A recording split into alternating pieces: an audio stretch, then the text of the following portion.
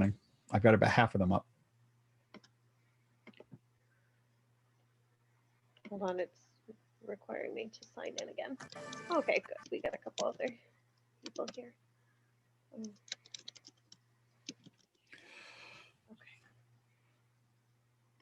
All right, I'm going to go ahead and share my screen. And, John, just jump in whenever you think. All right, so thank you everyone for coming to today's session on open classrooms. Just a little bit of a background. Last year, we had started a initiative on teaching squares that, with the pandemic, it did not work out for many different reasons, and so we decided to, take that same idea of having a more informal observation in discussion with faculty in a slightly different direction. It's a concept that's used by a number of campuses across the country called open classrooms, and so I'll just explain a little bit about what that is and talk about what it would mean for us to have this program on campus, and if you are interested in signing up to host one of these open classrooms, we have a sign-up form at the end of this, and hopefully we will also send out an email with all of this information for those who are not attending at this moment. So open classrooms are an opportunity for faculty to observe and reflect on teaching practices of their colleagues, to think about the teaching practices they're doing for their own classes, right? So this is a really important note here, is that this is a non-evaluative observation. So this is not meant for your peer observations for tenure and promotion. This is not meant to be any kind of high stakes sort of observation of your teaching. This is a informal setting discussion to reflect with each other on what is working in the classroom, what kinds of activities you're doing, or if you're an observer, thinking about what's being done in other classes and how you might incorporate those techniques into your own classroom. So few different reasons people might be interested in participating in open classrooms. So as a host, you get to gain this feedback in a non-evaluative environment. You get to discuss the practices that you are incorporating into your class, talk about some of the challenges or successes that you are having with the class, and then work with the observers, right, your peer faculty observers, to discuss other kinds of practices, or how you might support students and each other, better in these activities. So as an observer, you get to gain insight, bring back to your own classrooms. I remember being a first year faculty member and sort of being thrown in from my PhD program that gave me zero education on how to teach. And, coming here, I was intimidated by a lot of the conversations and such around effective teaching practices, that I really wanted to have this chance to see what people were doing in their classrooms. But there was really no kind of program that, facilitated that. So, over time, it was, great to go through these workshops and such, but I think this offers, especially new faculty, an opportunity to see what kinds of cool things that our faculty are doing in their classrooms, and what kinds of things we might be able to, bring back to our own teaching. So, as an observer, you get to gain this insight and work together with the host to discuss effective teaching practices. So some things to consider if you are anticipating on hosting an open classroom, especially this upcoming semester, right, where we have a variety of teaching modalities. So if you are teaching face-to-face, right, can you invite observers into the classroom and still maintain adequate social distancing, right? That's an important thing to be thinking about. If you're teaching a hybrid or a synchronous online, how many observers are you comfortable inviting, right? This, can speak to, um, the number of observers you think your students might be comfortable with, right? If you're teaching asynchronously, will you need to add those observers into your Blackboard course shell, or what other kinds of programs are you using for your course that you may need to open up, right, for outside observers?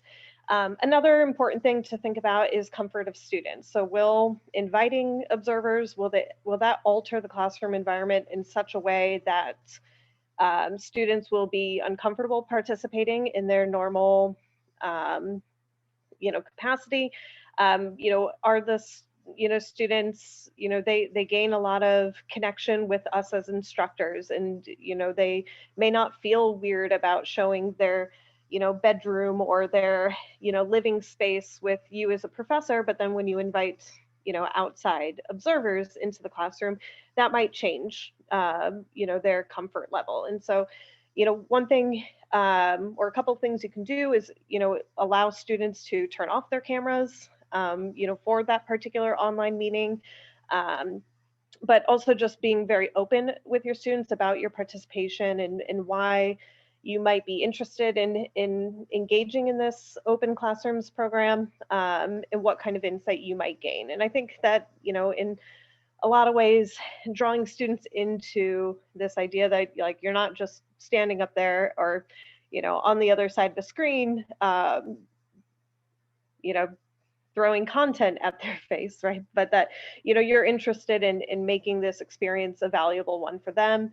And perhaps this can help with some of the comfort of students when you are inviting people to participate. So with this, some logistics and timeline. So tentatively, we're hoping that faculty who are interested in hosting will sign up their classes and open, their classes for, sometime in the fall, or sorry, sometime in the spring semester coming up. So the idea then is, once we have hosts that have decided to open their classrooms and define how many observers they are willing to open their classrooms to. So, again, if you're in a hybrid section or a class that meets face to face and you can only have 2 people observing, or you can have 1 person observing at a time, whatever those social distancing requirements, allow for, you can we'll send out a list of classes and tentative dates, or dates that you as a host would define as being available for people to observe. We would send out that list of classes, the list of dates, and then people across campus can then sign up to become one of your observers, right? At that point, we would like to make the list of observers who have signed up for your course available to you as the host. And then as the host, it would be important for you to work with those observers to, hash out any necessary information. So whether it's sending them a Zoom link, or asking, the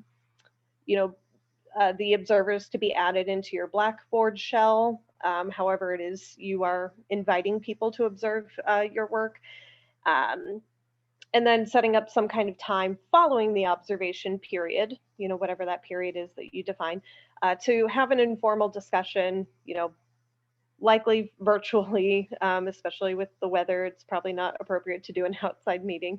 But to, host a virtual informal discussion, you can have coffee, tea, water, and get to connect with each other about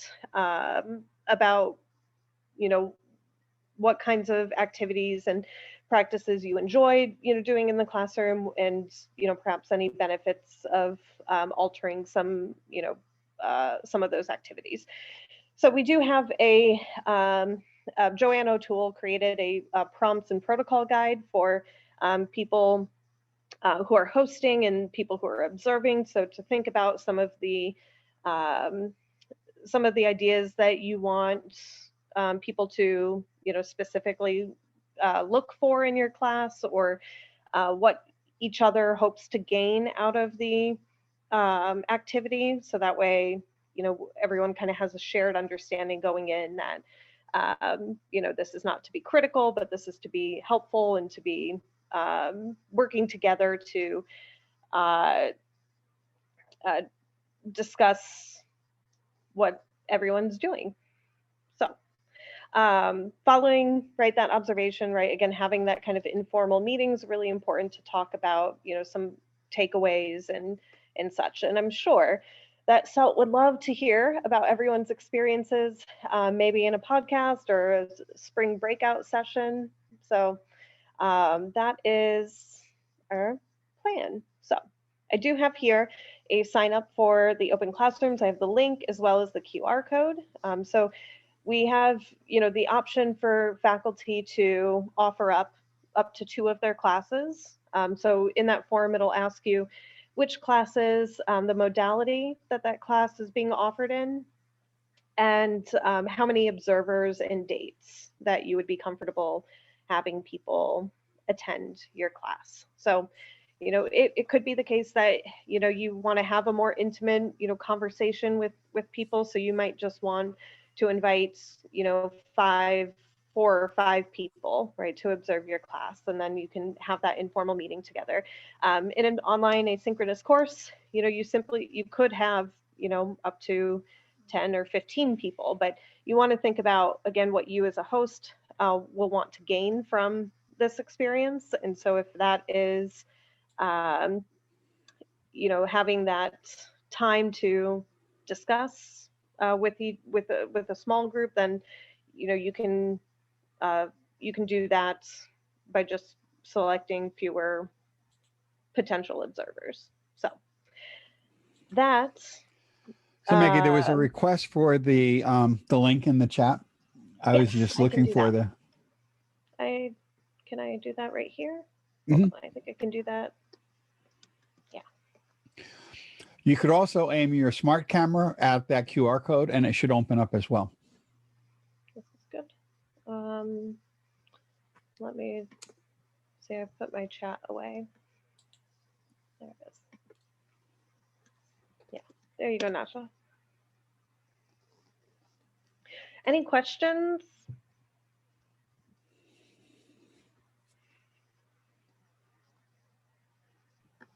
I guess I'm wondering about the flexibility of the logistics in terms of even saying how many people fit in the classroom. I don't know that yet. I won't know that until I go there really on the first day of class and see what is the situation. I guess there might be a way to Sure. look it up, but I don't know.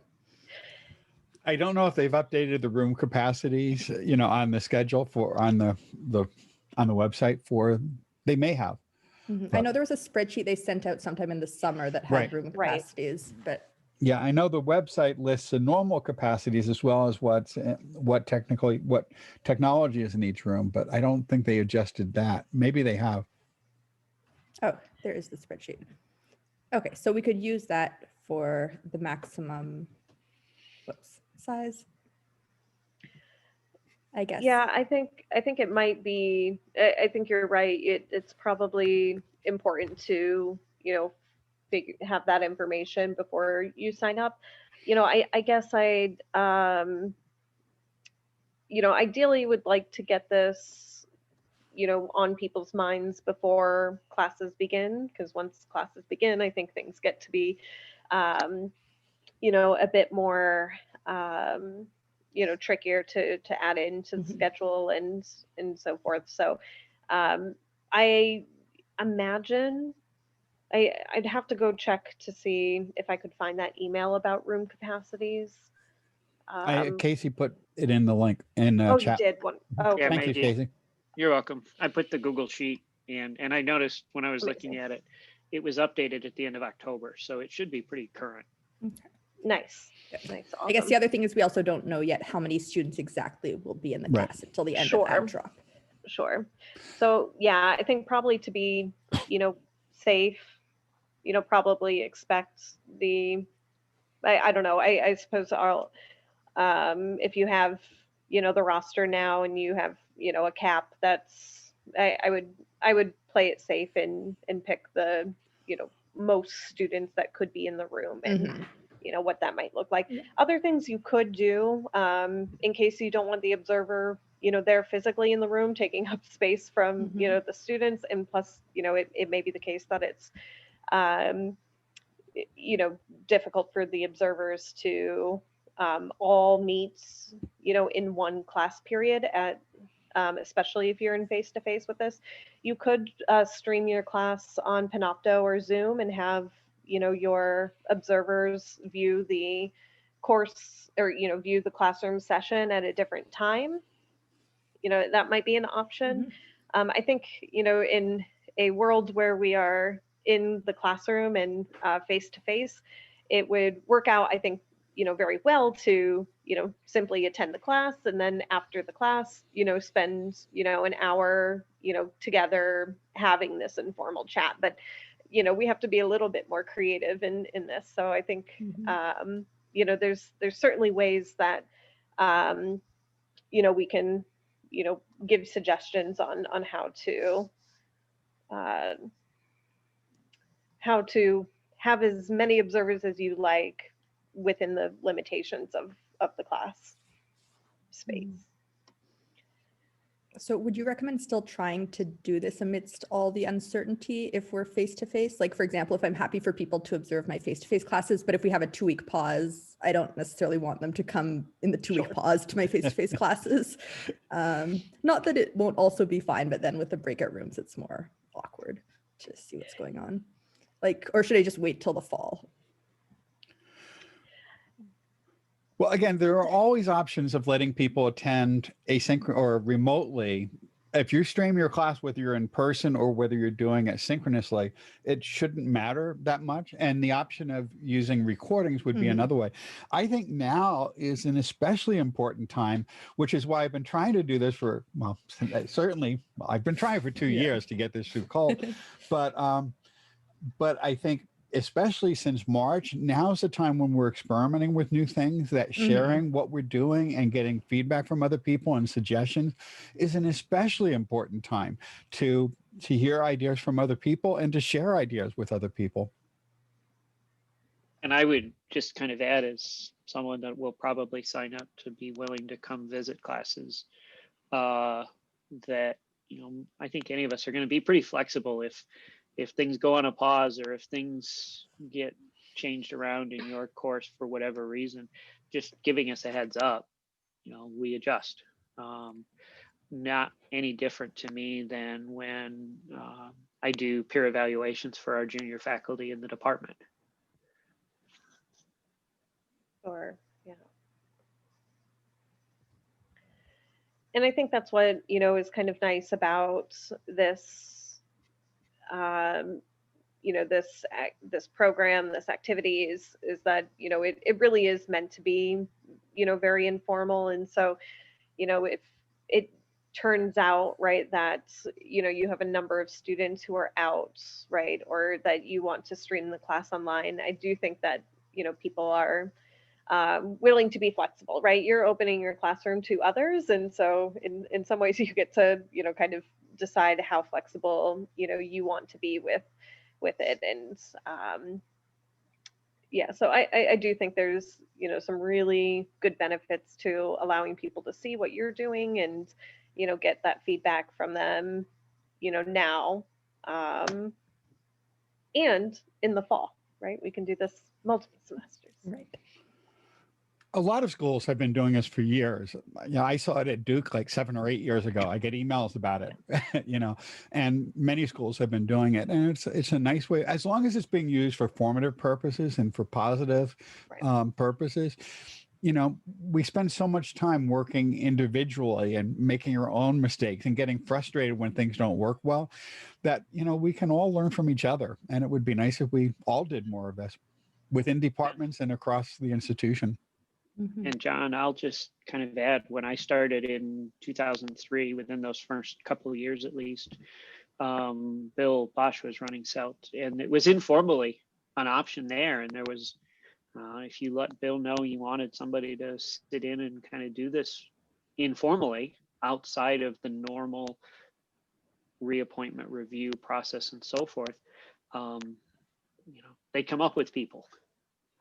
but things change a little bit. We get sidetracked on a lot of other things. We get focused on a lot of other things. I think this getting more formalized is a much better idea, but it takes effort. So I'm glad folks are starting down that path. And we still do that, Casey. We don't advertise it as much because we were getting so many requests, and time has been increasingly challenging with, back when, when we did like 30 or 40 workshops a year, it was very different than when we're doing 700 or 800 workshops a year, as we did last year. And similarly, the podcast. But every semester I do sit in on several people's classes and give them some feedback for formative purposes. But we don't advertise it quite as much as we used to. But it's a good practice.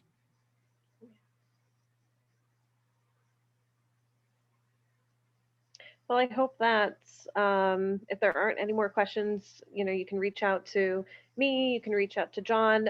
Sarah, I think, is also on this call, and Sarah's also, we've all been working together on this.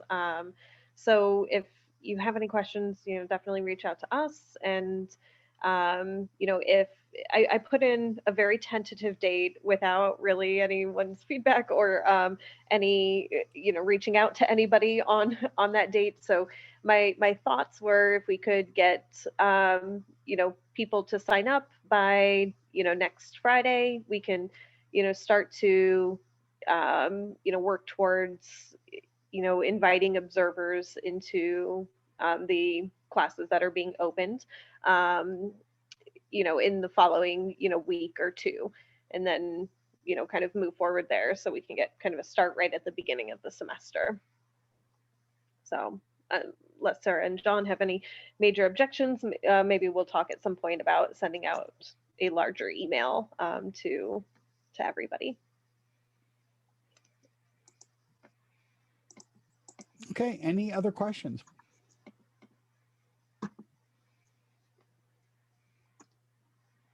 So we're going to try it. If it doesn't work, we'll change it. Yep. Which is generally what we should be doing with everything these days. Yeah. Okay.